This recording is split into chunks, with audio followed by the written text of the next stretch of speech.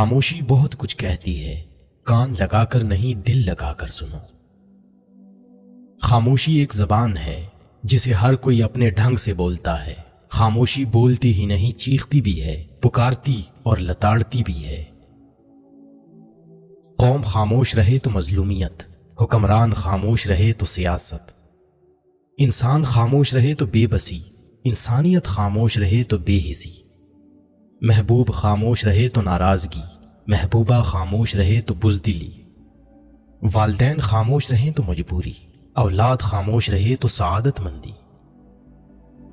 خاموشی گونج ہے سناٹوں کی، آواز ہے رشتے زخموں کی، چیخ ہے شکستہ دلوں کی، اور فریاد ہے مظلوموں کی۔ خاموشی ایک عظیم نعمت ہے، بالخصوص اس مقام پر جہاں اختلاف زیادہ، آوازیں بلند، علم کی کمی اور دلیل کی کوئی وقت نہ ہو۔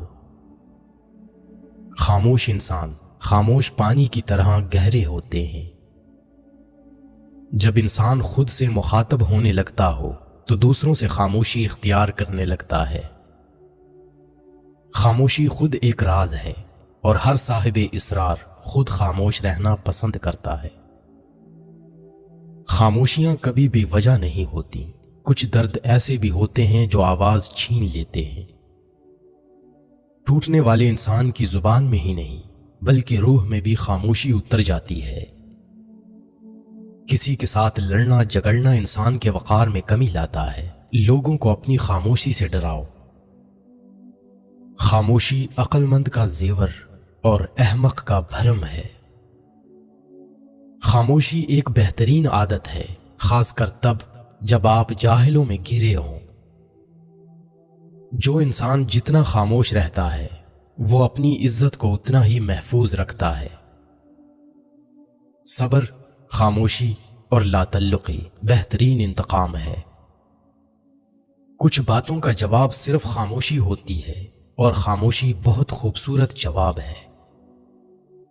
اپنے خلاف باتیں خاموشی سے سنو اور جواب دینے کا حق وقت کو دے دو۔ خاموشیاں بے وجہ نہیں ہوتی، کچھ تو برداشت کیا ہوتا ہے۔ جو انسان تمہاری خاموشی سے تمہاری تکلیف کا اندازہ نہ کر سکے، اس کے سامنے زبان سے اظہار کرنا صرف لفظوں کو ضائع کرنا ہے۔ بامعنی خاموشی ہزار بہتر ہے بے معنی لفظوں سے۔ ہمیشہ اس وقت بولیں جب آپ کو احساس ہو کہ آپ کے الفاظ جو آپ کہنے جا رہے ہیں آپ کی خاموشی سے زیادہ خوبصورت ہیں۔ ہر خاموشی ہاں نہیں ہوتی، کوئی گلہ بھی ہو سکتی ہے۔